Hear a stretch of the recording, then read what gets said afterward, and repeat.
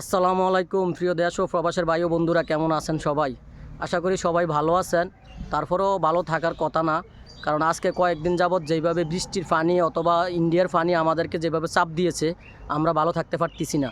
তো আমাদের ফেনীর অবস্থা তো সবাই জানেন, অবশ্যই যারা যারা অনলাইনের জগতে অ্যাক্টিভ আছেন তারা সবাই দেখছেন। আমাদের ফেনীর অবস্থা খুবই খারাপ ছিল, খারাপ আছে এখনও। হাজার হাজার মানুষ ফেনীতে ত্রাণ বিতরণ করতে গেছে। তো যারা যারা গেছে তাদেরকে আল্লাহ হাজার বছর হয়াত দেখ, বাঁচায় রাখুক অনেক বছর। তাদের জন্য আমরা দোয়া করি, কারণ আমরা কোনো ত্রাণ বিতরণ করতে যাইতে পারি নাই, অথবা আমাদের সেই এবিলিটি নাই। তো আমরা দূর থেকে দোয়া করতে পারবো সবাই।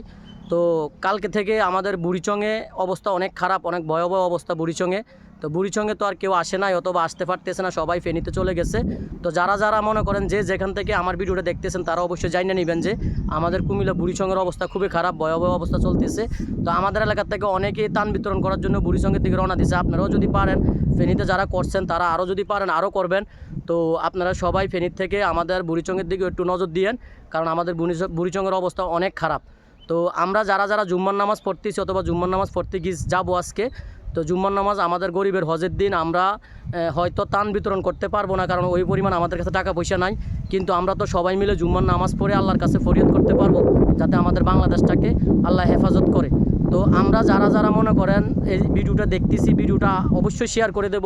শেয়ার করে দেওয়ার একটাই কারণ যে আমাদের মতন যারা আছে মুসলমান প্রবাসী অথবা দেশের বাইরে দেশে যারা আছেন তারা সবাই ভিডিওটা দেখবেন। দেখে অবশ্যই জুম্মার দিন সবাই আমাদের বাংলাদেশের জন্য দোয়া চাইবেন আল্লাহর কাছে, কারণ আমরা সবাই আল্লাহর কাছে দোয়া চাইমু যে আমাদের বাংলাদেশটা যাতে আল্লাহ হেফাজত করে, কারণ আমাদের বাংলাদেশের অবস্থা খুবই খারাপ। আসলে কিছুদিন আগে সরকার পতন, এরপর থেকে লকডাউন, শাটডাউন, এখন চলতেছে বন্যা ডাউন। এমন অবস্থা হয়েছে যে বন্যায় আমাদের এলাকা বাদে অথবা বিভিন্ন এলাকার মধ্যে প্রচুর পরিমাণ ক্ষয়ক্ষতি হইতেছে। তো সবাই আমাদের বাংলাদেশের জন্য বেশি বেশি করে দোয়া করবেন আর আল্লাহর কাছে চাইবেন যে আল্লাহ যাতে আমাদের বাংলাদেশটাকে হেফাজত করে। তো আমার দুইটা ভাই সাকিব এবং ফাহিম, আমরা আসলে সবসময় ভিডিও করি নিজের মতো করে। তো ওরাও আসলে খুব এত বাংলাদেশের জন্য অনেক টেনশন ফিল করতে আছে।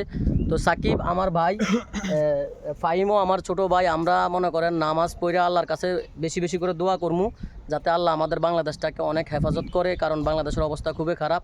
তো আমরা হালকা একটু কথা সাকিবের থেকে শুনি, সাকিব আমাদের বাংলাদেশের মানুষের জন্য কি বলতে চাইতেছে। আপনারা সবাই ওর কথাটা একটু ফলো করেন।